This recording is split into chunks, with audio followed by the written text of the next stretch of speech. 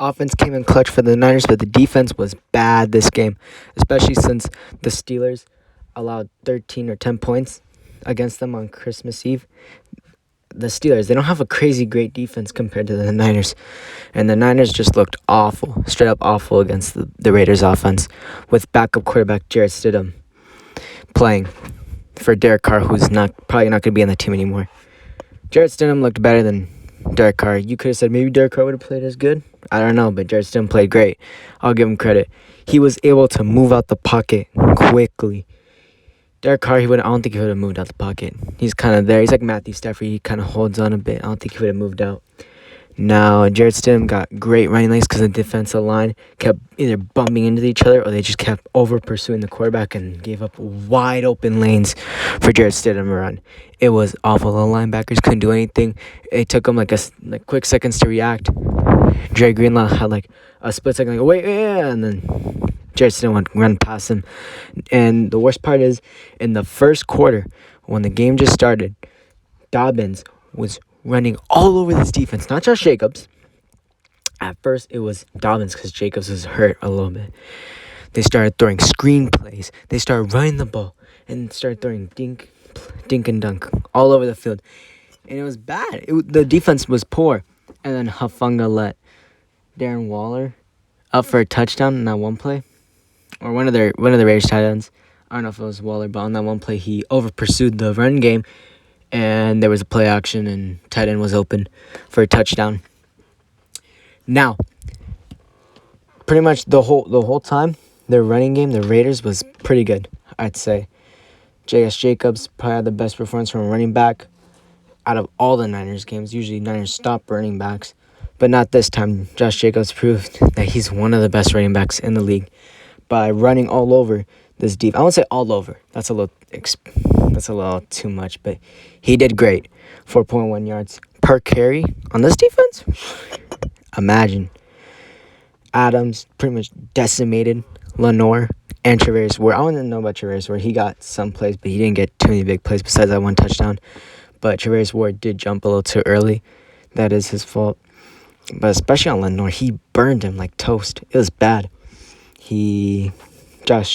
Not Josh Jacobs. Devontae Adams had 7 catches, 153 yards, and 2 touchdowns.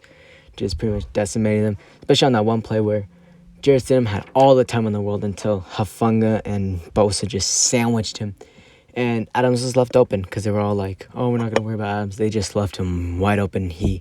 Adams ran forward a little bit, and then Jarrett Stidham saw him, and then he threw a touchdown. Great pass on him. Also, to talk about more of the defense, linebacking was bad. Dre Greenlaw was hurt, so he won't be back. He's out with a back injury. He's going to be out for this week against the Cardinals. Fred Warner was making stupid penalties after stupid penalties, really just showing undisciplinedness. Really stupid penalty. I don't know if you heard that, but Fred Warner was making 2 dumb penalties: the face mask and the pass interference call. And he was like, "Oh, this is not pass interference." Dude, no, it's all pass interference. He was hugging him throughout the whole time. Azeez Al-Shaair, who came in for Dre Greenlaw, didn't do well at all. Nick Bosa was non-existent until the last play in overtime. Tashawn Gibson wasn't great. Jimmy Ward was okay because he was on Hunter Renfrow. I think he had 2 catches for 13 yards. Not great for Hunter Renfrow. Also, we'll talk about the offense. The defense was just a big negative. I guess a little bit of positives. Drake Jackson had an interception from Hyder. And Eric Armstead did stop the run. He was a major factor. He did stop the run a bit. They were doing all right stopping the run on the second half, but it wasn't much. They still did run the ball on us. Pass rush was non-existent at all. Linebacking was non-existent at all. To an extent, Dre Greenlaw did have some good plays. Warner did have some good plays. Azeez Al-Shaair did not do great. What else? I'm usually talking about the defense right now because that's their best part of the team. They have the best defense in the league. Now, you have to have a lot of concerns with this defense. Defensive backs were awful. Lenoir is not great. He played good for a little bit, but now you're a little bit worried because you're lacking depth on defensive backs due to injury. So what are you going to put? Jimmy Ward at corner, Ambry Thomas, Avery Thomas is good, but he's more of a zone coverage guy who you want to put for like cover 3 or quarters defense. He's not really great on man-to-man, especially if you play man-to-man. He's going to get pretty much destroyed, respectfully, of course. And they don't really have a slot corner. Their slot corner is Jimmy Ward, and which he's doing a pretty good job off of it, even though that's not his position. Jordan Mason got his first touchdown. We're going to talk about the offense right now. Jordan Mason got his first touchdown. Really good play. They need to give him more touches. I don't know why. He only gets like 3 to 5 rushing yard attempts. And Christian McCaffrey is hurt, which we'll talk about later. And they're going to have to give Mason the ball. Ty Davis Price had 1 carry for 5 yards. Pretty good. They both run very hard. I'd say Mason is more of an explosive runner, and Ty Davis Price is more of, like, what's his name? Elijah Mitchell, where not to the extent, I think he's a little bit worse. No, not a little bit. I think he is worse. That's not think. He is worse. But Ty Davis Price runs hard, just like Elijah Mitchell, which good for him. Brandon Ayuk had a great game with 9 catches, 101 yards, and a touchdown. He was really great, especially he burned the defensive backs on the Raiders. They couldn't stop him. He was running slant routes, just really short routes. He wasn't running deep. He was, especially those shorter routes, he was destroying the defense. He caught a lot good yards after the catch. Ray McCloud on that one screen play for 42 yards was excellent. Good play call with the play action just to dump it off to Ray for the screen. Trent Williams, especially in that, it was the second quarter, I believe. He had 2 fouls. One was holding and one was false start. And those were really bad calls. Kyle Juszczyk finally got the ball on a 3rd and 1 instead of using him as a triple option guy. Good for Kyle Shanahan for calling that. George Kittle had an all-right performance. Got a touchdown from Purdy. That was amazing. We're going to talk about Purdy next right now. Purdy was great this game. Well, I wouldn't say great. He did throw some passes where they were really bad and they were missed, or he threw that one interception was bad. He underthrew it. His accuracy was a little bit wonky. He would throw to the ground or he would miss reads. But other than that, he was great. He's the best at not getting a sack, which we can give him credit on. We can all say he's great at not getting sacked. He might lose a yard or he might just dead the play. I like that about him, that he could dead a play. With Jimmy, he's just going to run around in circles and then get sacked because he doesn't have the athletic ability. He had 282 yards, 2 touchdowns, and an interception. The touchdown came from Brandon Ayuk with the nice screenplay. Boom, passed it to him. And Brandon Ayuk, we got to talk about that drop. That was a great pass from Purdy, but sadly dropped by Ayuk. But then he redeemed himself by getting that touchdown. That interception was to George Kittle. I forgot the defensive player. I don't know much about the Raiders. But he threw it. He was wide open. There was no pressure at all. He threw it, and then he hit the Raiders defender. It was pretty much a 50-50. Will Kittle get it or will the defender get it? And the defender got it because it wasn't a great throw.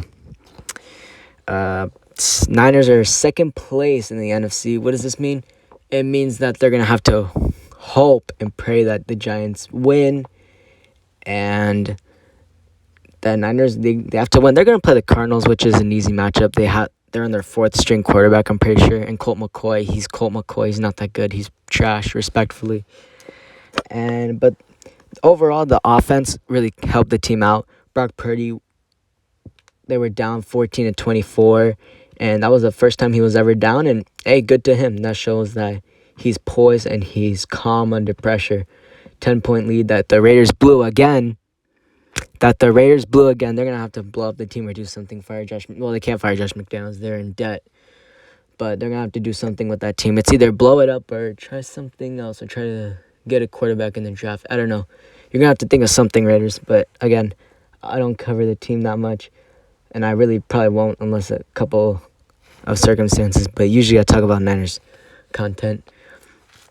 But the Raiders are eliminated from the playoffs. What does this mean for this team? It means that you should have kept Rich Bisaccia. Great coach. I don't know why they didn't keep him. I don't know why they got Josh McDaniels, who's not an offensive genius. I wouldn't even consider Kyle Shanahan an offensive genius. Offensive geniuses are like Andy Reid.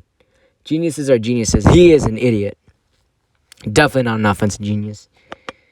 And what else do I have to talk about from this game?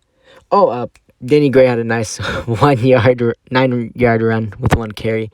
It's nice that Kyle Shanahan is calling up plays for everybody.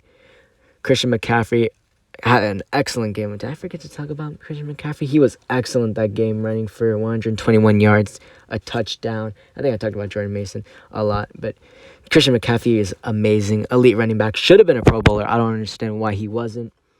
Having a great comeback season, especially since he's been injured these last 2 years. Good to see Christian McCaffrey coming back. He's playing great, especially since Brock Purdy came onto the scene. He's been doing great these past games. They've been trying to shut him down, but against the Washington Commanders, he didn't play great, but this game he played amazing. Give credit where credit's due. I get it's against the Raiders, and the Raiders' defense sucks, which is why the Niners put up 37 points. But I don't think they did that against the Saints, right? They put up 13 with Jimmy Garoppolo. Against bad teams, they put up 22. Against bad defense specifically, they put up 22, 24, 25. Nothing crazy, nothing spectacular. But with Brock Purdy, it's like he's getting touchdowns. He's moving the field, but he's getting touchdowns specifically. Jimmy Garoppolo is great at yards. If you want to have stats for yards, Jimmy's amazing at that. Touchdowns, you're going to have to do it yourself. Jimmy Garoppolo is a great quarterback. They should move on with him. Trey Lance and Brock Purdy, that's a little interesting because Trey Lance, you don't want to trade away Trey Lance, especially since you trade up all that draft capital just to get him. I'd say keep him, or you could surprise everyone with trading Brock Purdy, but do not do that. That would be a terrible idea. That would be like, obviously Brock Purdy's better than Trent Dilfer, but I'm just going to give you an example. Trent Dilfer, trading him away and then giving them, what's his name? Elvis Gerback. They said he was the better player, the more talented, the more gifted. But you're not going to do that because the team didn't revolve with him like they did with Trent Dilfer. Even though the Trent Dilfer, no one really cared for him. They're like, he's whatever. They know he didn't win them a Super Bowl, but they're like, we're all right with him. He's fine. But, sorry, I was off on a tangent there, but yeah, good win for the Niners. Not really a good win for the Niners. Good loss for the Raiders. Played great. They were probably expected to get blown out, and they performed well this game. Big ups to the Raiders. Don't be mad about this loss at all. Be happy. Show up with pride. Not too much pride. You guys missed the playoffs. You guys should have made it to the playoffs. But again, you were the worst team. Facing the better team. Be happy. Fuck the Raiders, though. But on a serious note, the Niners are looking great. Good for Purdy for coming back. Actually, I wouldn't give him all the credit, but good for the whole team, offensively and defensively, for getting a little bit of stops, and offensively for putting up the points. Congrats to the Niners. They're second place, and looking forward to be first. Niners will be first place if they do beat the Arizona Cardinals next week. Looking forward to that game.